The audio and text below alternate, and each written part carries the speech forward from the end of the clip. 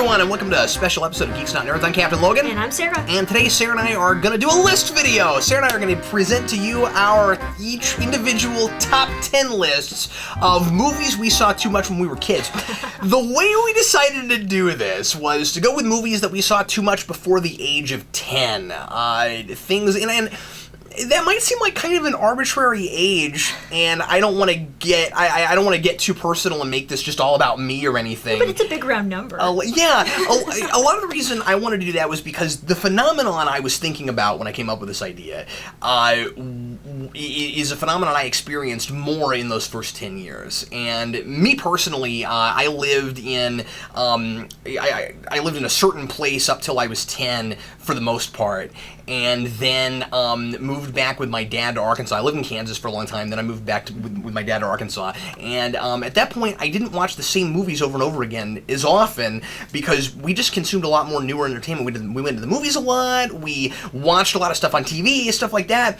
At home at my mom's house, we tended to watch a lot of the same movies over and over again. And you and I have talked about this a lot, and Sarah kind of experienced the same phenomenon. Yeah. And so what we did... It wasn't as divided as yours was because, I mean, I moved around a ton as a kid. Right, yeah. And always with the same parents. So we always just watched the same movies all the way up through 15. But I imagine this is something that a lot of people have, especially if they have siblings, and Sarah and I, by the way, are both the oldest in our respective families. Sarah's the oldest of 6, I'm the oldest of 3, and each of us had that thing where we would have the sibling that would always want to watch that movie, that like watch that movie over and over again. But I would imagine that you were probably like me, where when you were little, you did it too. Oh yeah, my parents tell me that All Dogs Go to Heaven was my movie up until I was about 4. Which is hilarious because you have nothing but disdain for that movie now. I hate that movie now. But apparently that was my favorite movie on the planet for a good number of years. So we're going to go back and forth, 10-1, and we're going to give you our top 10. So here's the rule for this. Sarah and I picked movies that came out between, I don't know, even between the years. I think the idea was just up to, and I don't think I put anything on here that was made before I was born. Really? No, I don't think I did. Oh, wow. Okay. But now I knew you would have some. Yeah. In fact, I would wager that you have at least one that goes all the way back to the 30s. Surprisingly, no. Really? But I do think I go back to the 60s. Okay, I'm not going to ask the question I was going to ask you because that might give something away from your list. But I did watch the one you're thinking about a lot. I am so surprised that's not on this list. Well, but I think the qualifier was too much.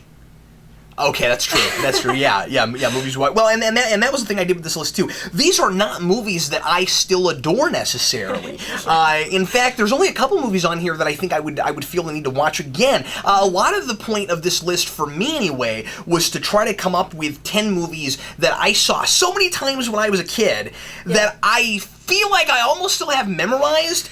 Yeah. And have no reason to sit down and watch again, and maybe have not seen since then. Every movie on my list, with the exception of one, I don't think I have seen in probably at least 10 or 15 years, if not longer. I would say most of my movies, I'd have to look at my list again, but I think almost every single movie I have not seen in about 15 years. Yeah, mine are all like that and too. And there are, I'd say, maybe a quarter to half of my list I would be willing to sit down and watch again because it's just been long enough finally.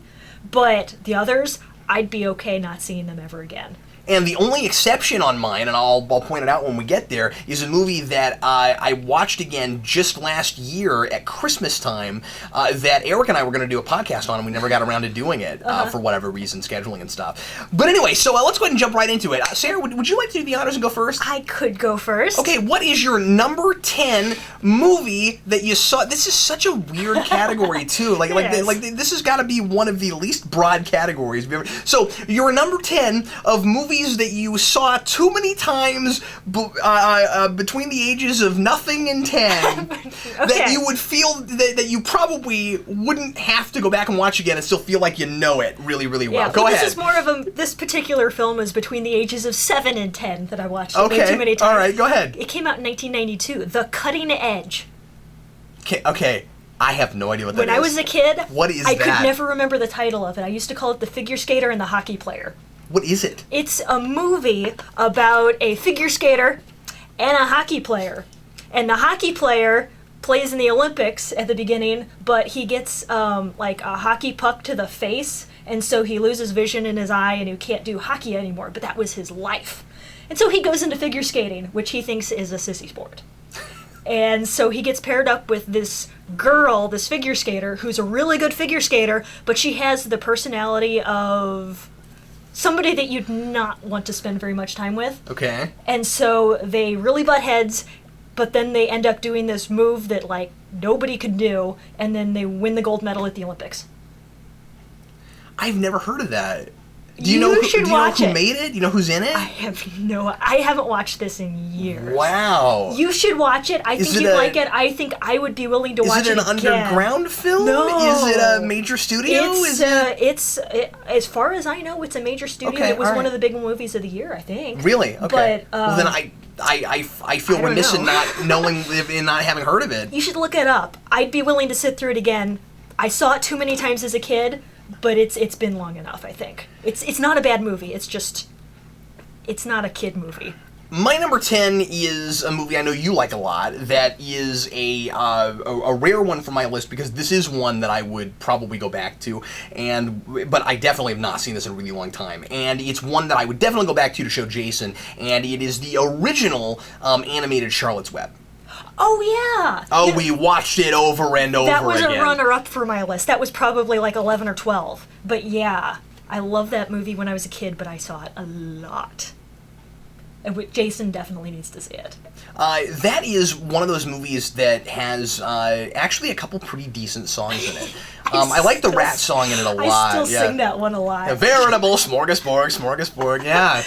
Yeah, and there are a couple songs that I used to know all the words to and have kind of forgotten. Again, I haven't seen it in so long, but yeah, it's a really charming film. I like the voice acting in that a lot, and it's one of those movies where I've never looked into it much because I watched it a lot when I was a kid, and I wasn't paying any attention to like actors and production and stuff back then.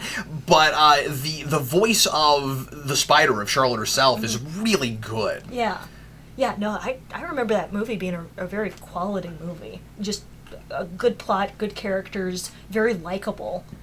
And then a couple years after I saw Charlotte's Web for the first time, I saw, or maybe longer, I don't remember. My whole childhood is this muddled mess in my brain. No, I'm kidding.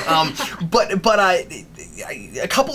few years after that, I saw Animal Farm for the first time. Oh. And I saw that probably when I was like 8 or 9. Really, that early? Which is not necessarily the right age for Animal Farm. No, and not so much. Obviously, I didn't understand the allegory and what exactly that was doing, and what Orwell was doing with that piece. Have you ever seen that film? Oh yeah, I saw it in like 7th or 8th grade. I knew you'd read the book, but I didn't know if you ever saw the movie. I saw the movie after I read the book. You are a fan of that book, if I'm not mistaken. It's a good book. It's been a while since I read it. One of the most depressing experiences I ever had when I was a kid. That book got me into satire. After I read that book, I sought out 1984. And Brave New World. And see, I'm not sure I had a good grasp on the concept of satire when I watched it. In fact, I'm positive I didn't. And so, I understood the story. I understood what the conflict was, and that these animals were really sad because they were going to get killed. I got all that. But imagine watching Charlotte's Web all the time and then watching Animal Farm. Yeah. Animal Farm is like the horror film version of Charlotte's Web. Yeah. What is your number 9? My number 9 is less depressing than Animal Farm. Okay. Karate Kid. Well, that is less depressing. By the way, Animal Farm's not on my list. No, I know, but it's less depressing. I saw it one time, and it was too many. It's more depressing than Charlotte's Web. Yeah. I suppose that's Karate true. Kid. Yeah. That's one you talk about a lot. Now, when was the last time you saw Karate Kid? Well, actually, I saw it recently, in the last year. But before that, I hadn't seen it since. I want to say I was like 12. How does it hold up? I liked it better than I remembered liking it as a kid. I always remembered there was the one where they went to Japan that was the good one, and I didn't really like the other ones, but I saw the original Karate Kid like all the time, and that was all we saw. My mom loved those movies.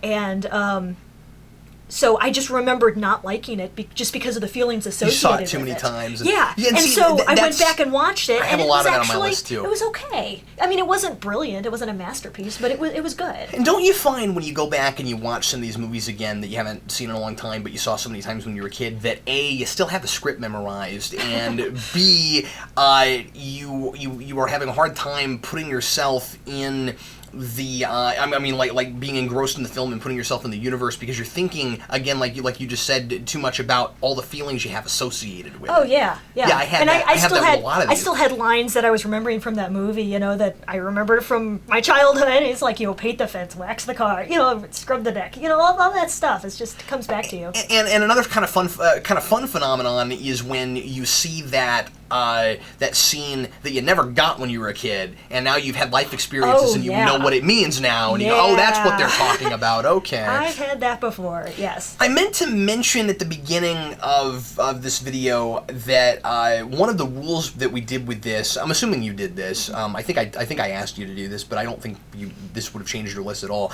At least for my part, I made sure not to put any superhero movies on this. Yeah. And I would have probably had a few, but we talk about superhero movies on this channel all the time, and I thought it would have been none. Okay, I thought it would have been one maybe. One maybe. Okay, that's cool.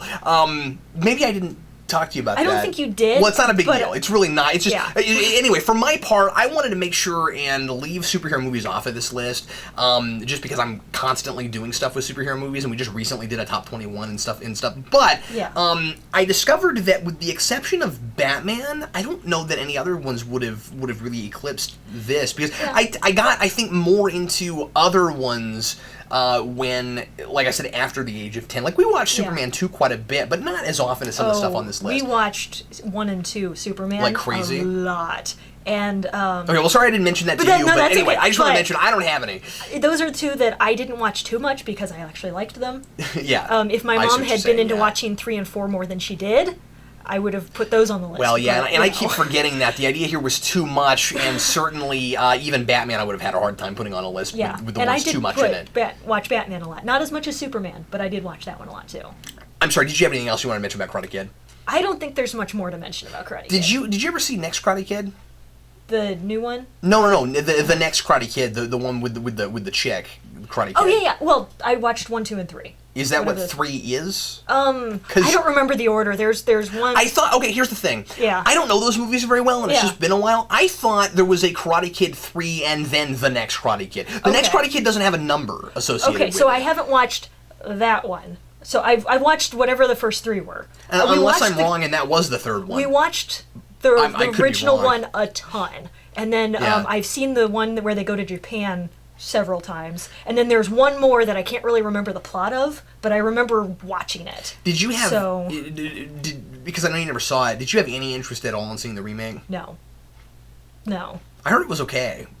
And it didn't sound like even the premise of I don't know. It didn't sound right. Something about, I can't put my finger on it, but it didn't sound like something I wanted to watch because it wasn't Karate Kid. I think one of these days I'm going to finally sit down and watch it just because I found myself talking about it so much. Because the thing that that was my go-to for a while, especially when it came out, of weird ways to remake things, because they kept in the trailers over and over again talking about Kung Fu, but then the word karate is in the title. Yeah. And I don't understand that. Why not just call it the Kung Fu Kid? I don't understand that. Yeah, that would be enough of a callback, you'd think. It could even be set in the same universe, but that not matter, right? Because it's so many years later and stuff. Anyway, whatever. Okay. My number 9 is Dennis the Menace. Really? You saw that a lot? I don't know why, but I remember that being one of those that came up all the freaking time. I saw it once, and I think I was in high school. I think maybe the reason that got put in our VCR so often was because my brother's name is Dennis, and I think Dennis just liked that movie. And he was a menace. Yeah, and of course he garnered that nickname when he was a kid and stuff. And what I like about that movie is Walter Matthau. I like Walter Matthau. He was definitely the right guy to play the elderly neighbor. And while I usually really love Christopher Lloyd, he creeped me the heck out in that movie. Really? He was terrifying. Do you remember anything about that movie? I remembered liking the neighbor. Christopher Lloyd was the homeless guy that lived by the train the train tracks that ate beans right out of a can, and I forget if he kidnaps Dennis the Menace at the end or if it seems like a kidnapping, but it isn't. It's been, like I said, it's been long enough since I've seen it now that if I went back and watched it, I bet it would all completely come back. There are particular images of that movie that are burned into my mind. Yeah, I really don't remember a thing about the plot of that movie. I remembered not really liking it all that much in general, but it wasn't horrible. I think the reason Dennis the Menace got made, this was always my assumption, and again, I've never looked into it, but my guess was that Dennis the Menace got made because of Home Alone. And that was a close enough premise that they could like, because that movie was so huge, that they could like get that crowd into the theater to see this kid essentially doing like not exactly the same thing, because the neighbor wasn't like a bad guy, but then the guy at the end was, and so it's got a lot of the same sensibilities to it. With the isn't it? Don't kids find it fun for the kids to beat the crotchety old irritating adults? That sort of thing. And and just as a kid, I never liked movies with those premises. You know? And I grew up with them hard. Really? Yeah, definitely. I just kind of veered away from those. And fair enough. You were probably better for it, to be honest with you. But not that they're all completely horrible movies or anything. But there is something I think inherently mean-spirited about some of that. I do think Dennis the Menace was maybe less so than some of the others, but then the Christopher Lloyd thing was really great. I don't know. He did too good of a job with that role. Number 8. The Parent Trap. 1961. The Parent Trap. Yeah, not the 90s remake. No, although I did see that maybe 2 or 3 times. It wasn't as good as the original. No, it wasn't. And the original I just saw so many times I could probably still quote that movie. Correct me if I'm wrong about this. Maybe you don't know. What I think I'm remembering this right, but I got to tell you, Parent Trap's a movie I have not thought about in 10 years. If I'm remembering correctly, the original Parent Trap used one actor to play both parts. They did. But they then split the screen. But then they did a remake and they got twins. They used the Olsen twins. How weird is that? I know. Yeah. They had to use fewer digital effects in the modern version. Yeah, I mean, like here they are pushing envelopes because there hadn't been very many movies that did as much of it as that movie did. In 1961. And she was fantastic. Oh, she was. Yeah. The movie is worth watching, and I would like to watch it again. But it's a movie that is ingrained in your brain. I still have half the dialogue of that movie memorized. I mean, I saw it that many times. I mean, it's just crazy. I don't know if I can still do it, but I mean that one line where she's leaving camp and she's trying to get down the vernacular of Boston rather than California, and so she stops the counselor and she's like, I can't tell my aunt about the aunts nor the debutantes, shall I? Yeah, I remember that. Like, okay, I guess I still have it, but I mean, it's like I know that movie so well. It's hilarious. It was a clever film. Yeah. It's been a long time since I've seen it, so I can't really speak to it, but yeah, it's a good old movie. I don't think this will be on your list, so I don't mind asking you about this, but somewhat sort of on the same vein. When you were a kid, did you ever watch Miracle on 34th Street? I did. I watched it maybe 2 or 3 times. We didn't have very many of the real classic Christmas movies, but we rented that one a couple times, and I guess it was on TV once or twice. But that just made me think of that for some reason. That actually is one of my favorite Christmas movies. Actually, they remade that too. I know, which I've never seen. But I saw that once, but was that Angela Lansbury or I'm forgetting? Know. Maybe I'm wrong. She was, or no. I think Angela Lansbury did the Mrs. Claus TV movie. Maybe that's what I'm thinking of. I forget now. Yeah. Anyway, but I really think that's a very, very cute movie. Yeah. Yeah. And kind of thoughtful. Yeah. Okay, I'm going to do my number 8, and my number 8, this is the one that I thought might be on both of our lists. Don't tell me yet, but my number 8 is Sister Act, and, okay, it's on your list. It was considered to be on my but you didn't do it. But it didn't make my list. I had like 19 movies that I considered putting on my list. I did the same thing, and I'll do some runner-ups at the end. Yeah. I wrote some more down, but yeah, Sister Act is a movie that is definitely one of those that I saw a whole bunch of times and would maybe watch again. Yeah. It's also one of those films that surprisingly had an okay sequel. See, and that's the problem with it for me, for putting it on my list. It didn't make it because I watched it again maybe 3 or 4 years ago and still liked it, and I would watch it again. And so it's not one of those where, I watched it over and over again and maybe too much because I have that movie almost memorized, but not quite like I'm the going to others. count it as too much for me because it was one of those movies that I can't separate out the childhood memories associated to it. Sure. And so it does feel a little bit weird going back to it now because what happens is, and not that they're like bad memories or anything, but it's one of those things where I guess I'm talking too much about the experience and not enough about the movies. But the thing with some of those movies is that I'll go back and if I do go back and watch one, and I still have this with Ninja Turtles to a degree too because that was one of those that I saw a bazillion million times. That I have a hard time not watching it as my 8-year-old self. Yeah. If that makes any sense at all. Yeah, and actually that's one of the movies that when I watched it a few years ago, I caught things that I didn't catch as a kid. Yeah.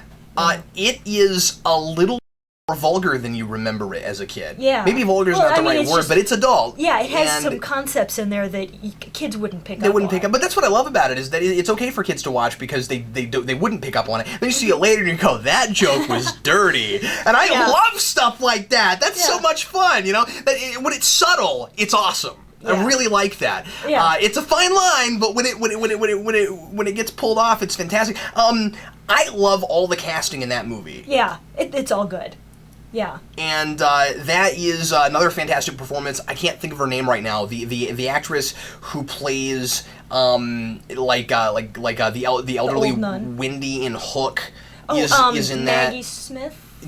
Is that who that is? Yeah. Yeah. So. And then of course she's McGonagall in Harry Potter. That's the same actress, is it not? Yeah. I think I'm getting her name right. She's well done. She is really really good in that movie. I love her in everything she's in. And I love that she's that like staunch no nonsense lady, but you like her anyway. Yeah. And she's got a personality that you can't help but be charmed by. Yeah. And even when she's kind of the villain in a couple movies, I mean, or just the antagonist. I mean, it's just.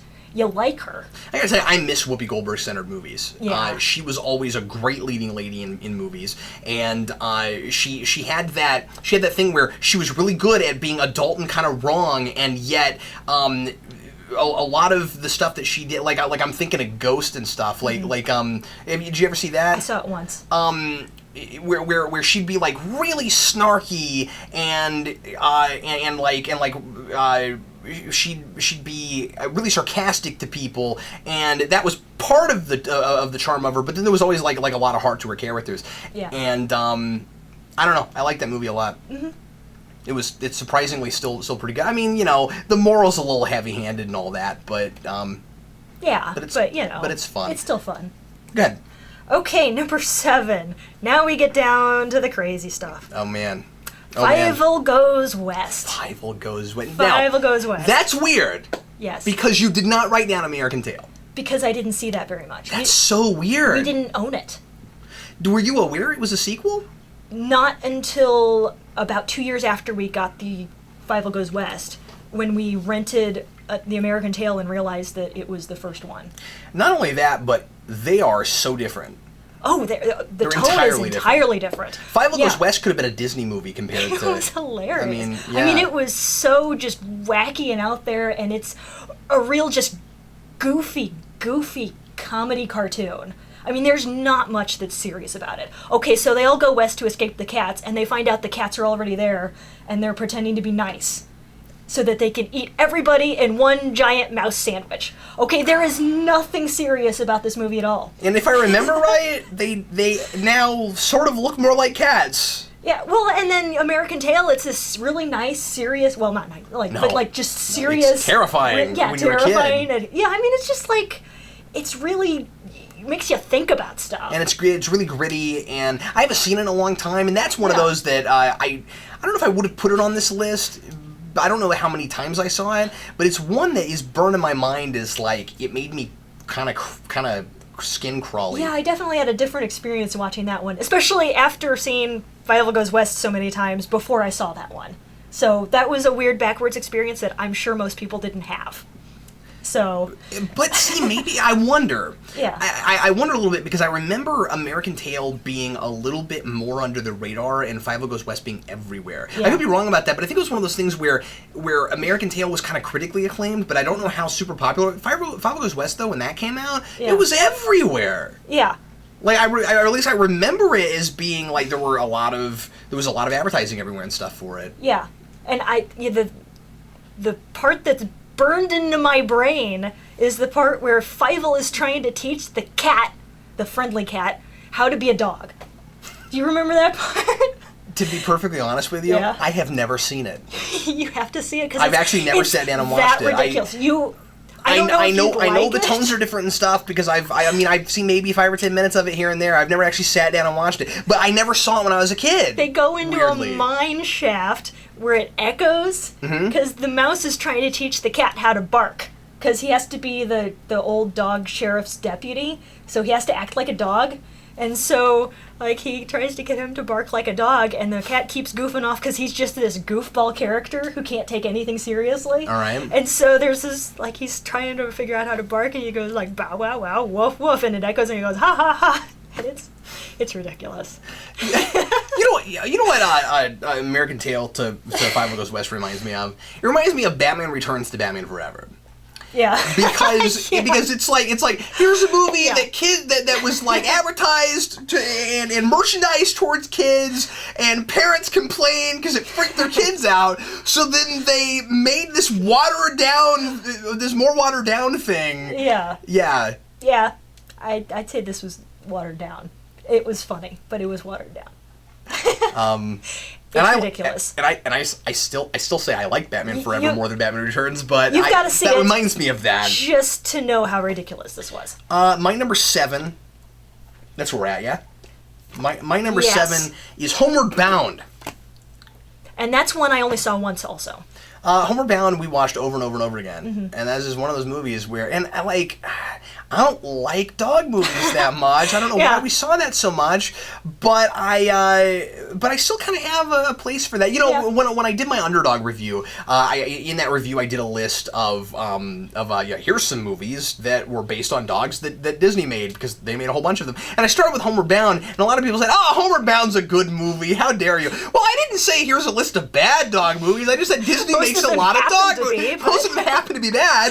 I didn't start making fun of how bad they were till I got to Super Buddies. Yeah. But anyway, so Homeward Bound, I remember is really liking, and it is the classic kind of adventure story of here are some characters that are lost, that are trying to get home, but then they have adventures along the way, and they maybe grow and mature a little bit as people until they get to where they're going. Or as cats. I know, but what I remember being a really good idea in that is that they just shot the animals doing stuff and didn't animate them talking, and they just speak telepathically. Yeah. It doesn't make any sense, but I really like it. That's something I like about that. Yeah.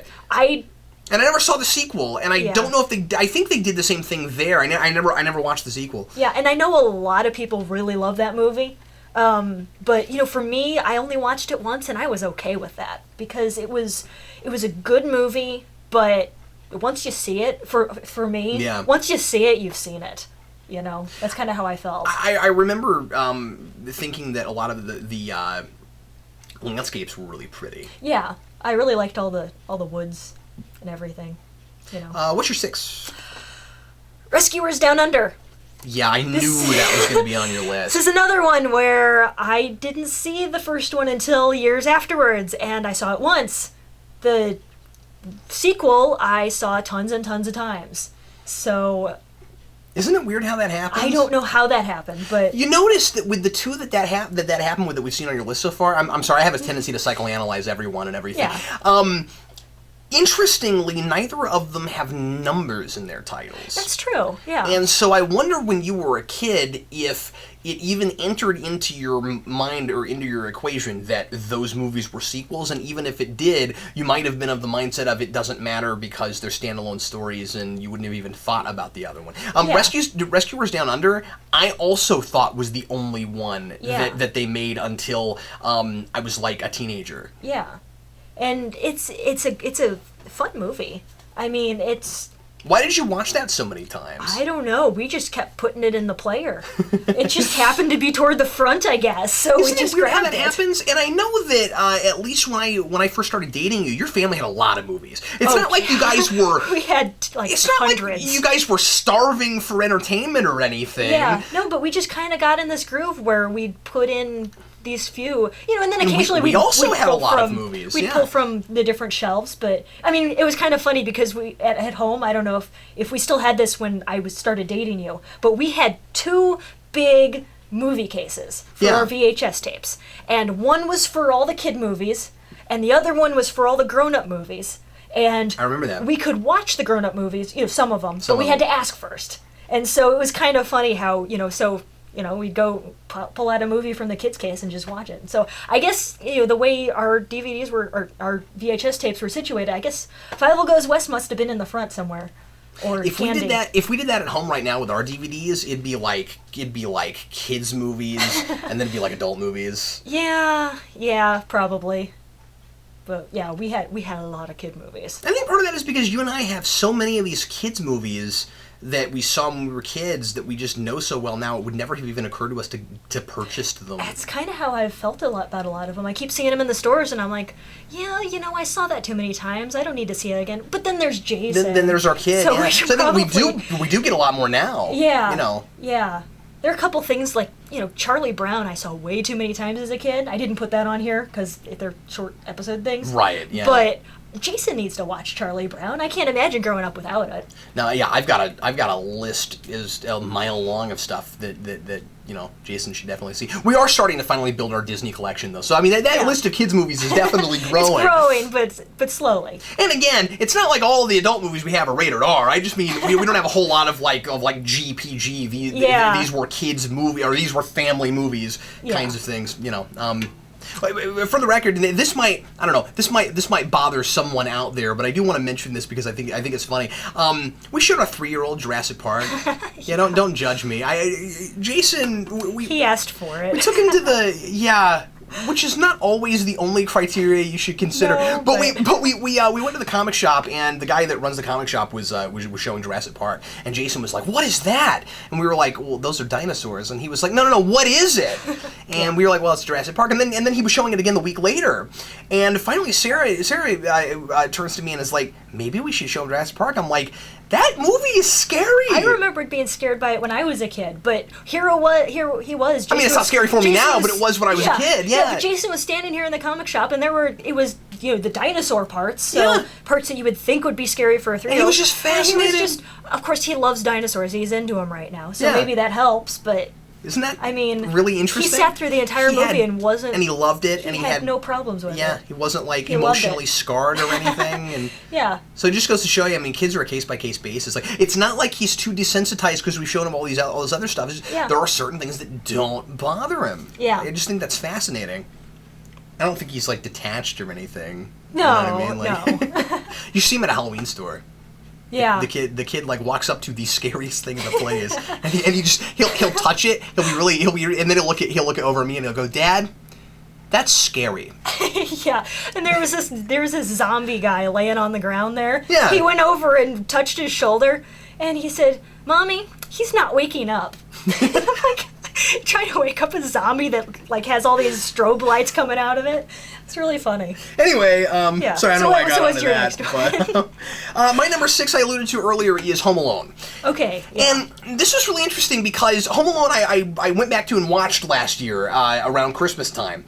And Eric and I were going to do a video on it, and I really want to do a video on that because I found that I had a lot of things to say, and a lot of things about kind of the commercial nature of that movie and like the sorts of things that it would kind of shove in trying to appeal to kids, but then also some kind of surprisingly thoughtful things. And that was Christopher Columbus directed, and Christopher Columbus directed the first Harry Potter film. Yeah. And there's some really nice camera work in that movie, believe it or not. I mean, it's a great looking film, and that was a lot of the appeal to it. Like while I was watching it, I was like, and the soundtrack is brilliant. I mean, that was a if I'm not mistaken, that was a John Williams score, and wow. I'm almost positive. And so here I am watching this movie, going, this production.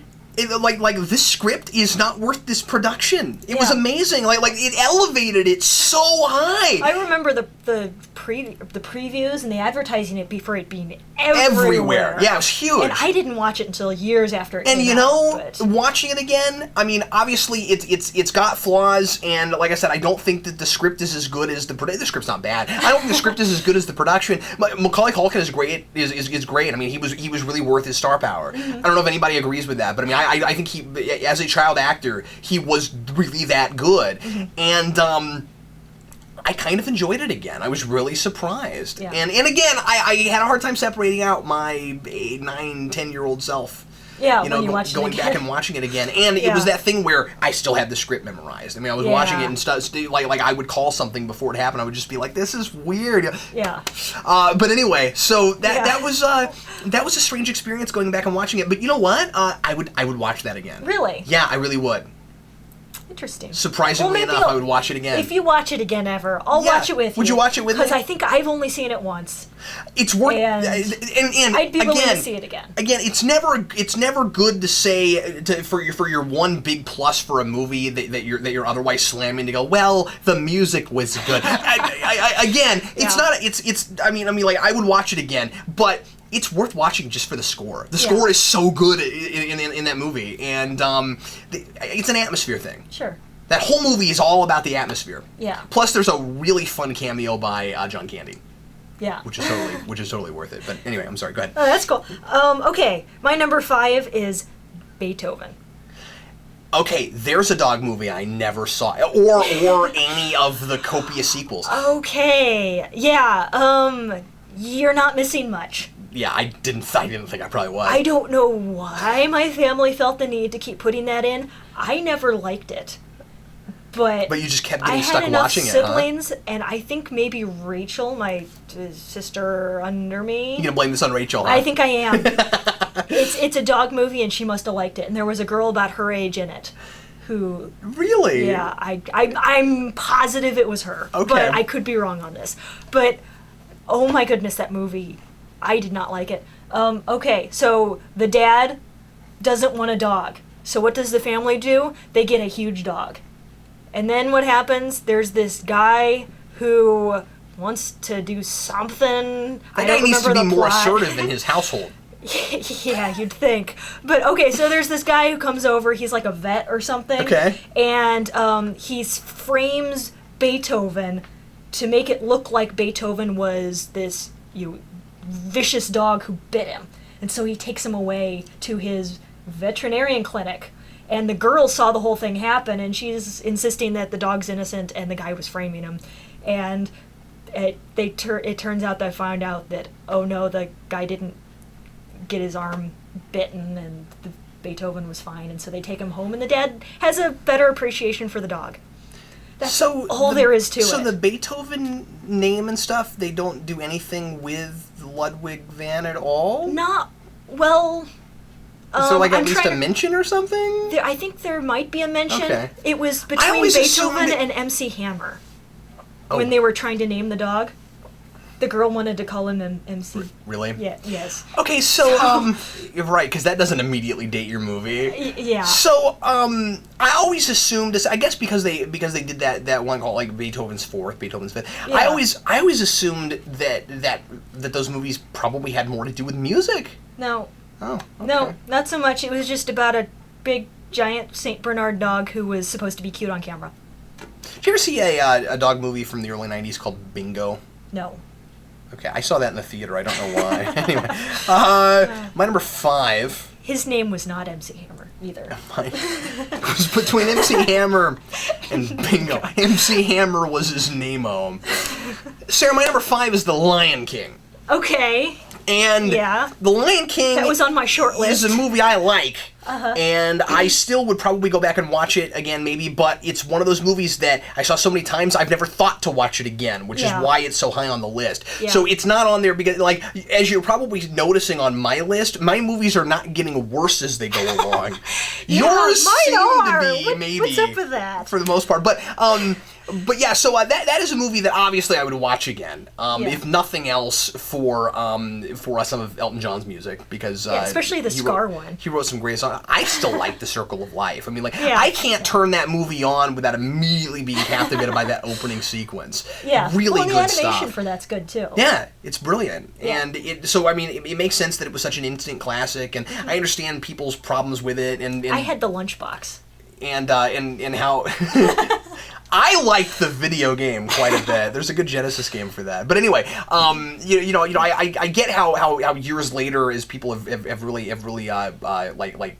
analyzed it and tore it apart, that A, it's entirely Hamlet, and B, there are some questions about whether some of the morality in that movie is really good to be telling children or not. There's some stuff there. It's kind of interesting. Yeah. But just on a sheer entertainment level, I would probably go back to that movie. Like you said, for Scar, if nothing else. Yeah, he was one of the best Disney villains, I think. Yeah. Ever. But yeah, they never beat that animation. Yeah, that animation was great. This is a brilliant looking film. Yeah, I was not a huge fan of that film. I liked it. Yeah. Okay. I saw it a lot. See, I thought you just straight up did not like that movie. It's not that I just didn't like it. It's that it was okay compared to other Disney films. It was not high on the list. But it wasn't like I hated it or anything. Yeah. But with each successive viewing of it, I liked it less and less because I just got tired of it. Yeah. So I'm just kind of at that place now where, I could see it again, but there's no real reason. What's your number 4? Honey, I Shrunk the Kids. That's one I saw a little bit, but not all that often. Oh, I saw that a lot. We had Honey, I Shrunk the Kids, Honey, I Blew Up the Kid. That was the sequel. And Honey, We Shrunk Ourselves. Which I've never seen. That's the best of them, I thought. It's on Netflix right now. You should see it. Yeah. I hated Honey, We Blew Up the Kid. I remember kind of liking that movie, but I haven't seen it in so long, I horrible, forget. Yeah. I thought. I liked Honey, We Shrunk Ourselves. That was really cute. But the first one was great, too. That's one that I still like, even though I saw it way too much. Mm-hmm. It'll probably be a couple more years before I'm willing to see it again. But there were certain scenes in that just really stuck with me. I like Rick Moranis a lot. Rick Moranis is great. I always love that guy. And I love the image of kids riding on an ant. See, the thing that always and sleeping in a Lego. Yeah, that was when I was a kid. That was an image that always hit me. When I was a kid, I wanted to be those kids. I wanted to get shrunk down to that size and live out in the backyard for a week. Yeah, I wanted to have that adventure. Yeah, exactly. The one that always got me was the Cheerio. Yeah. I always thought that was really cool. Yeah. And they shoot it in such a way where when you're a kid, it's a little scary. You're like, oh man, he's gonna get eaten. That's cool. I like that. Yeah, I like when Rick Moranis goes up and he is trying to figure out where his furniture is. He tries to sit in his chair, but he sits on the floor because his chair's not there. And then later in the movie, he gets his magnifying glass out and he looks down at the floor and he's broken his chair. I didn't remember that. That's cool. Yeah. My number 4 is Angels in the Outfield. Really? Yeah. You've seen all these movies that I only saw once. Well, same seems to be true for some of your list. And actually, you've got 2 on there I never saw at all. But Angels in the Outfield was another Christopher Lloyd movie that I saw way too many times. And one of my runners-up, I'll go through those quick at the end, but one of my runners-up was also specifically Back to the Future 3. Not even the other 2. We watched 3 so many times by itself. That was just my mom's favorite. We watched it over and over again. Yeah. So a lot of Christopher Lloyd going on in my childhood. Yeah, so we watched one a lot. Yeah. Yeah. And anyway, that is Joseph Gordon-Levitt as a kid. And I want to say that was maybe his first movie. It was certainly his first big, giant movie. Yeah. And Joseph Gordon-Levitt kind of disappeared for a while, as at least in like big stuff, and now he's just an enormous A-list actor. Yeah. And so when he came back and he was in Inception, which I think maybe was the Levitt in. Yeah. No, I saw him in some more indie film. I forget what it was. But Levitt shows up in Inception, and I was like, the kid from Angels in the Outfield, and then he's in a Batman movie, and I mean, Nolan cast him in Rises, and I'm just like, Joseph Gordon, I cannot separate him from the baseball kid. I imagine not. Wow. But anyway, so you saw that once? I saw that once, and it was a baseball movie. Yeah. And it had no impact on me. I saw it as a kid. That is your conventional kids sports movie that hits all the beats you would expect it to and has exactly the message you'd think that it would have at the end, and is as silly as it sounds. Yeah. But I remember really liking it, and yeah, I don't know if I could go back and see that one again. That would be a weird experience because I probably haven't seen that movie in like 18 years. Because then you'll be going back and saying, it's Joseph Gordon-Levitt. He's in Inception. He's in Batman. Now he's his kid. Yeah, you'll be like, man, John John Blake is hanging out with Christopher Lloyd with wings. Yeah. But yeah, the animated wings were really silly, and I don't know. That is a strange movie. Yeah. It wasn't didn't he do it for his dad? And then his dad was kind of a jerk at the end anyway? No, well, wait, maybe. I'm not remember. He was in foster care, so I don't remember that his dad was even involved. When the Angels win the World Series. Yes, that's what it was. No, you're right. Yeah. Well, how do you remember that? I don't know. Almost didn't. And then I always wondered if the actual Angels thought that was a good idea to make that movie, because the whole movie was about how they were so terrible they needed angels to help them win a ball game, and I was like, how did the team sign off on this movie? Yeah. I mean, because the thing is, so it gets them national recognition's not even the right word. Like it gets them in the spotlight. People are hearing of them, but they're going to immediately associate them with that team. The team that was so bad that we needed divine intervention. Anyway, what are we on? 3? Yes. Ninja Turtles 2.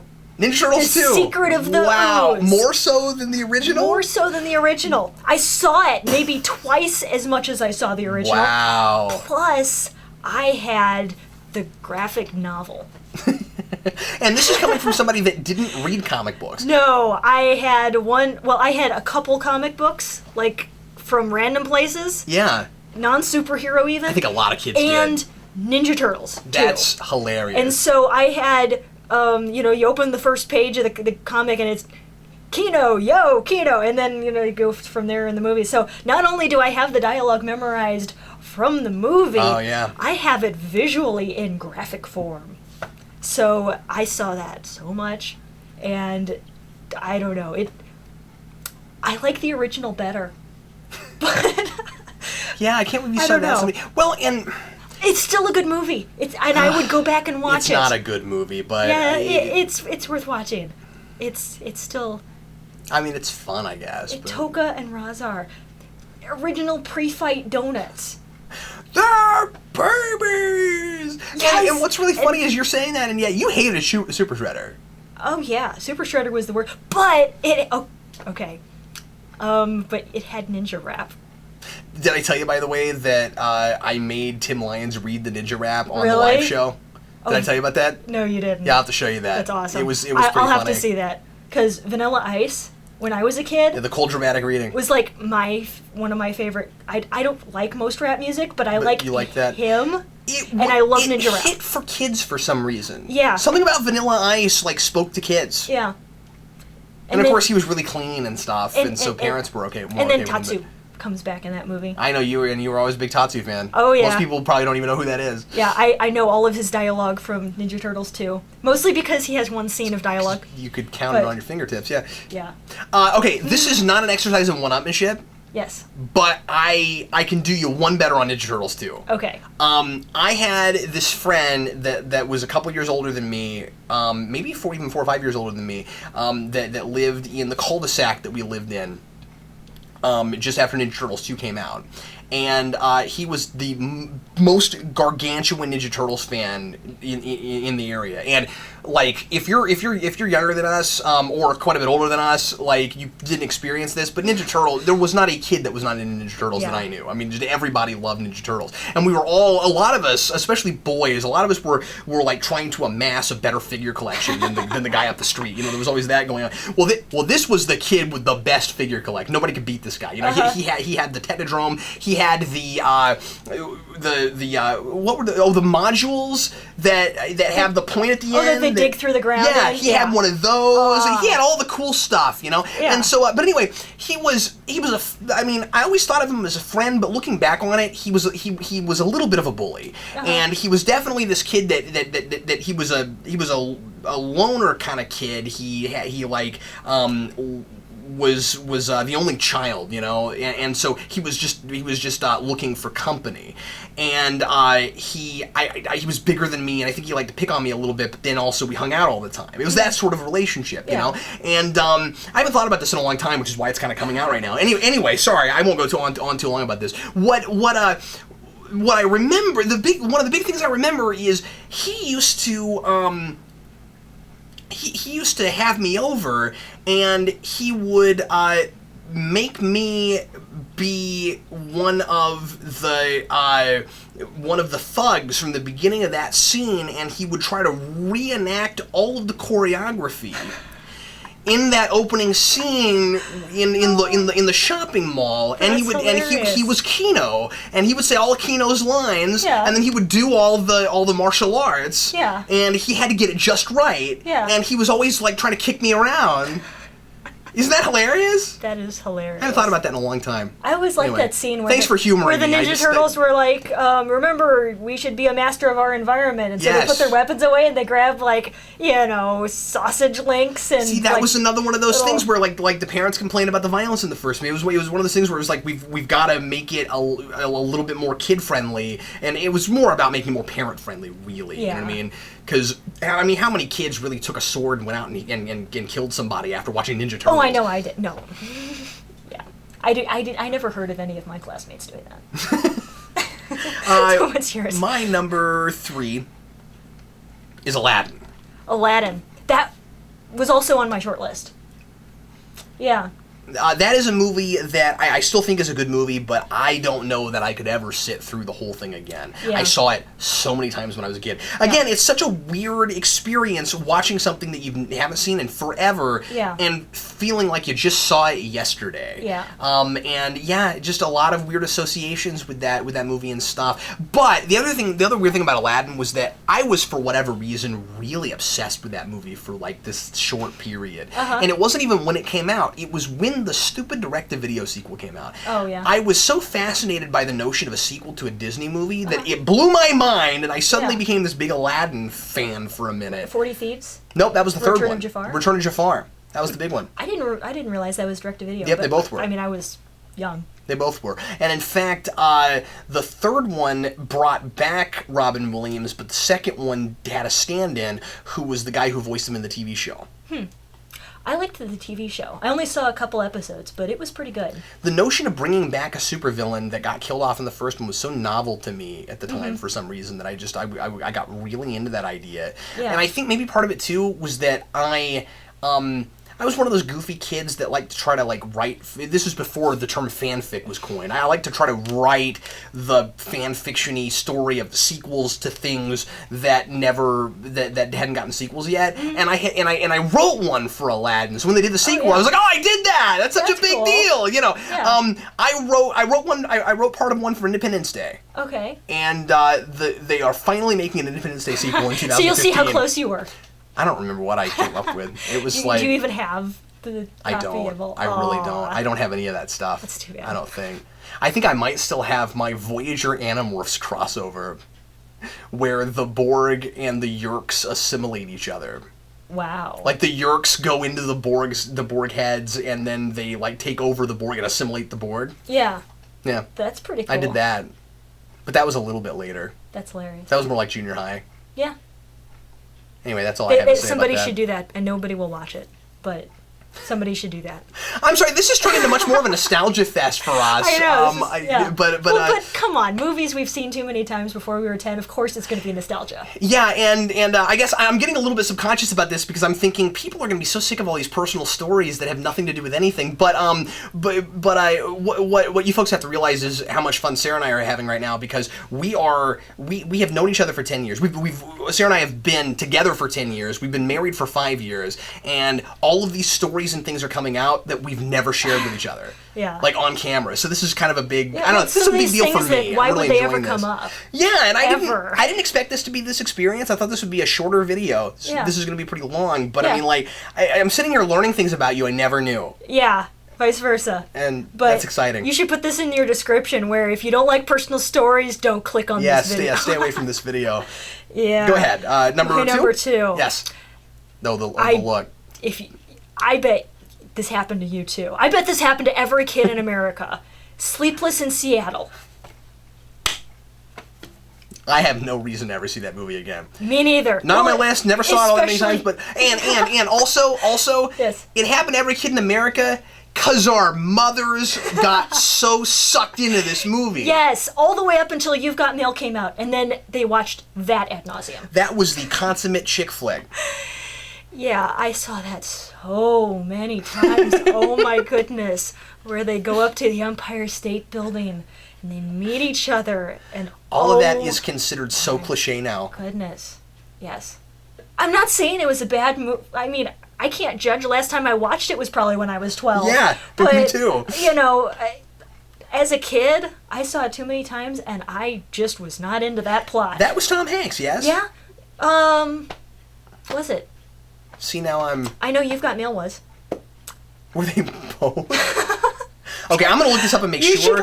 And this is one of those things that I should know. It should be obvious. I know You've Got Mail was Meg Ryan and Tom Hanks. Yeah. I don't remember Sleepless in Seattle. It was some people. I was too young. I wasn't into actors then. I know my mom was big into that movie. Oh, yeah. That was... Well, and when You've Got Mail came out, I was so excited because my mom stopped watching Sleepless in Seattle, and she started watching You've Got Mail. Yeah, and but then you had to watch that. Happened. Yeah. I've never seen that. I don't have any plans on it. It's better than Sleepless in Seattle, I think, but relative. You know, if you're into chick flicks. Yeah, it's Tom Hanks. I'm right. Tom Hanks in both, I guess. I'm right. Wow.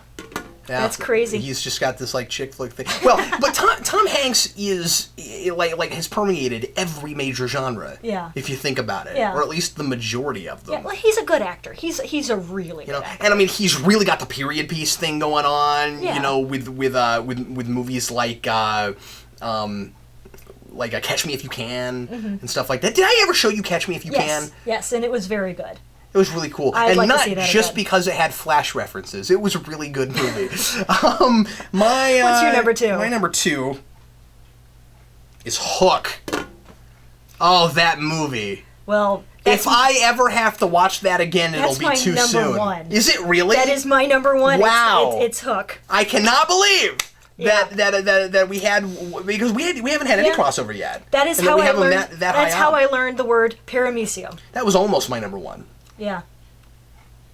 I don't know if I ever could make myself sit through that again. I think it's been long enough for me. I liked that movie, but I just saw it too much. Yeah. I know I liked it at one time. I think it's one of those that I saw way too many times. I think I could go back and watch it again. I'd still be able to, say the dialogue along with every single character in the entire movie. Right. But, I mean, it was good. It's Robin Williams reeled in a little bit. Yeah. Yeah, I thought it was a great movie. Yeah, he was surprisingly kind of the right pick for that. I was surprised. I like that. And once again, that actress that plays the older Wendy, she's in 2 of my movies. Well, but she's great. And yeah, she's awesome. But yeah. I'm second guessing myself. That is who that is, right? Yeah. Yeah. I mean, I'm almost positive that's who that is. I think so. Yeah. If I remember, it's been like 15 years since I saw that movie. So you would watch that again? I would watch that again. I remember being a kid and having the same thing. I'm sorry, what were you going to say? Oh, no, go ahead. I'm sorry. I remember being a kid and having the same thing with that that I later on had with what was the movie I was thinking of? With Superman Returns, where I could not figure out if it was supposed to be in the same continuity as the last Disney movie that dealt with that universe. Oh. Now, it's not animated, Yeah. but it's still Disney, and I remember even as a kid thinking about that. Yeah. I guess I've always been somewhat antiquated to, like... I think I've always kind of had that thing where the company that makes it matters a little bit, even if I didn't keep up with production stuff like I kind of think more about now. Yeah. Where I was just like, well, Disney made a movie about Peter Pan. Yeah. Is this that same continuity? Yeah. See, I didn't have that as much, only because I had also read the book. See, I never read the book. And it actually I don't think I've ever read follows that much book. more closely with the book Interesting. than it does the Disney movie. Well, it's a lot rougher. I mean, Yeah. obviously, that goes without saying, but I mean, like, the Scorpion box and stuff. The Boo box. Oh, God, The yeah. Boo box. There's, yeah. But I mean, like, there's a lot of stuff in that movie. Things haven't changed that much. There's a lot of stuff in that movie that was aimed at kids that people would be repelled by now. Yeah. Not in a, but I mean, like, in the way you're supposed to be. But you know, where some people might question, I don't know if my kid could handle this movie. Yeah, see, Certain for me as a kid, I didn't really... You just found it kind of fascinating? Well, the Boo box part, like, it didn't really occur to me what was really happening in there. So you put the guy in there, you drop in some scorpions, and then it's not, like, they don't like that. But, I don't know, I was young when I first saw that movie. I've never been... like extremely claustrophobic, but the notion of torturing people with enclosed spaces has always terrified me. Yeah. The notion of it as torture terrifies me. The idea of just me in an enclosed space isn't so bad. I think maybe I'm like that much claustrophobic. You know what I mean? There are other things that bother me more than that by by a long shot. Yeah. But like that kind of, as torture, that DS9 episode that does it. It bothers Yeah. me every time. And when they put enclosed Cisco in that spaces box, I can't deal with it. Never bothered me at all. In fact, I would seek them out so I could find a nice nook to read in. I mean, maybe being the oldest You in a big probably wouldn't want family to was... read in the Boo box. No, probably not in the unless there was a good light. But Scorpions, dude! yeah, well, make them gummy scorpions. I'd be okay. Oh, yeah, sure. But That'd get gross, though. It'd be hot. you eat them first. Okay, you ready for my number one? Yes, since you took my number one. I'm sorry about as your that. number two. Sorry about that. That's okay. My number one is Mrs. Doubtfire. I hated that movie I know. so much. I know you did. Another Robin Williams movie. My 1 and 2 are Robin Williams movies. Yeah. And actually, 3 of my movies are Robin Williams movies. Now I'm I thinking about will never see that one again. it. Really? Tootsie was better than that movie. Oh, it wasn't. Yes, it was. Mrs. Doubtfire is a movie that I still kind of maybe could see myself seeing again, but I just saw it so many times. But it was one of those things where the premise, for some reason, appealed to us kids a lot, and I don't know why that was, or at least to me and some Yeah. other kids I knew. I don't know why. But it had that was also an early Pierce Brosnan movie. I want to say that was just before he was Bond. Wow. But anyway, I don't have a lot to say about that movie. There's not a lot to say about that movie. One of the things I'll say this. One of the things that I do really remember about it that I think is kind of cool is that Robin Williams as Mrs. Doubtfire is doing this kind of pseudo Mr. Rogers' Neighborhood thing. Yeah. Because it's got that through line of him being in children's entertainment and wanting to make shows for kids that are educational but are not dull and boring and are like fun to watch and that you can talk to kids like adults. Yeah. And that was something that always left a big impression on me because I especially going back and thinking about it retroactively, because I'm a huge proponent of talking to little kids like they're little adults. Yeah. I'm a huge proponent of it. Sarah and I don't baby talk our kid. Yeah. I think that you talk just a little bit over their heads. Obviously, you don't try to talk like they wouldn't understand what you're saying, but you raise a bar so they have to reach it, and that's how we learn, So if a kid, that was something I really appreciated about that movie. If a kid never hears the bigger words, he's never going to use them. He's never going to use them, yeah. And so we have a 3-year-old who runs around saying polysyllabic words like hilarious, or By the way, one of the most hilarious things is Jason saying the word hilarious. So here are some of my runners-up. Okay. Did you write any down? I didn't. I discarded all of my runners-up. Oh, man, okay. But I mentioned some of them were on your list. Probably the other couple Disney movies that I had on there, I remember, were Cinderella and Little Mermaid. What about Lady and the Tramp? That was one. We didn't own that. It's not on my list, but I should have put it on my list. I didn't see that one until I was in high school. So it was okay. I'm kind of glad I didn't see it over and over again as a kid. It was okay. I liked the ending with all the little puppies and the little girl dogs were like her and the little boy dogs were like him, and I thought that was cute. But I thought 101 Dalmatians was a lot better. That was one we watched quite a bit, as a Disney dog movie. Me too. I had the Tiger video game of 101 Dalmatians. God. Oh yeah. I rolled the machine. Oh yeah. I don't think you can say rolled the machine with a Tiger game. It starts over. Oh, all right. This one doesn't. Okay, here are some of my runners-up. Mighty Ducks. Okay. Did you ever watch that? Once. Okay. City Slickers. That was on my runner-up list. I watched that a lot, and I loved it. And which is why it couldn't be on my list, because I would watch it again, over and over again. This one was borderline as far as the before 10 thing, because I think I was 10 when this came out. The Flintstones. Okay. We watched that quite a bit, but yeah, borderline. One that was on my list that I took off because it was a little bit too late, is like 94, 95, First Night. First Night, yeah. I remember with that Sean movie. Connery. Yes. Yeah. My mother loved that movie. My mom did too. And it was a good movie, but we watched it over and over and over again. Well, I think what you had is a lot of folks that grew up with Sean Connery because of Bond, so every time he'd make a movie, they'd go see it. Yeah. Did you ever see Entrapment? No. That's an interesting Sean Connery movie. Way late in his career. Addams Family. Okay. Watched that a lot, and I showed you that finally. Of course, yeah, I didn't see it until you showed it to me. And remember, for a long time, you're like, I don't want to see that. It's good, yes? It is good, yeah. Free Willy. I saw that once. Really? I didn't like it. I didn't like it either, but we saw it a lot. Yeah. Okay. The one good thing about my mom, yeah. She was not into animal movies, and she was not into sports movies. So most of those that you had on your list that like I saw once was because it was a rental because it was so popular, but then we didn't buy it. I can't believe not a single Western was on that list. I couldn't choose. Yeah. Well, and also you didn't put any Errol Flynn because you like those movies and you'll go back to them, right? Yeah, I mean, The Adventures of Robin Hood, I saw maybe probably saw as many times as I saw a year. Batman. Yeah. Yeah. I mean, I saw that over and over and over again, and if I could, I would watch that over and over and over again now. I would be very surprised if there was another Errol Flynn fan our age that likes Errol Flynn as much as you do. I would be surprised also. But he's some good stuff. If you haven't checked him out before, go look up Errol Flynn. He's awesome. The big ones are Robin Hood.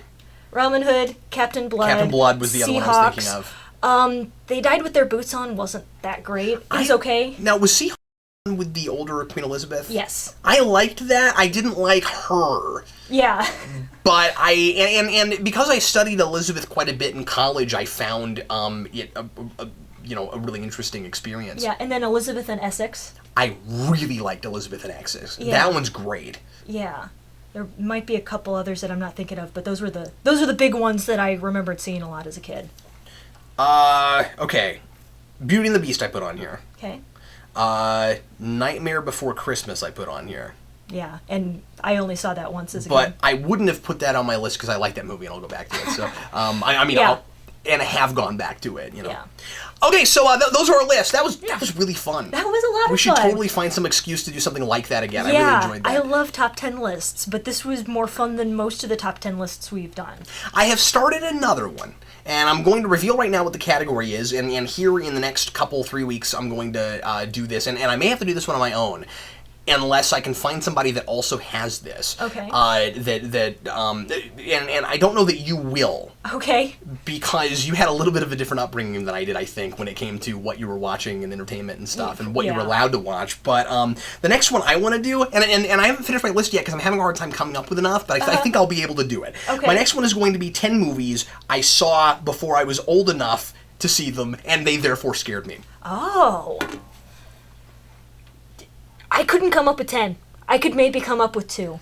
Okay, well, if you could come up with 5, we could do 5. I've got 6 right now. Yeah. So anyway, but that's the next one I'm going to do with these, because I think that'll be really interesting, and maybe I'll talk to Vince and see if he's had that. Yeah. Because Vince, of course, watched a lot of scarier movies and stuff. I don't know if he watched very much when he was a kid. I know Vince has always told me when he was a kid he didn't like scary movies, and he grew up and he likes them more now. Yeah. So I wonder if maybe he had some of those experiences. But that's going to be an interesting one. Yeah, that does sound interesting. But yeah, I don't know if I could come up with enough for you on that one. You're right. Well, anyway, everybody, thanks as always for watching Geeks Not Nerds, and this was really long, but we were just having too much fun doing it. So anyway, we sure appreciate you watching, and we will see you next time on GNN. I'm Captain Logan. And I'm Sarah. See you later.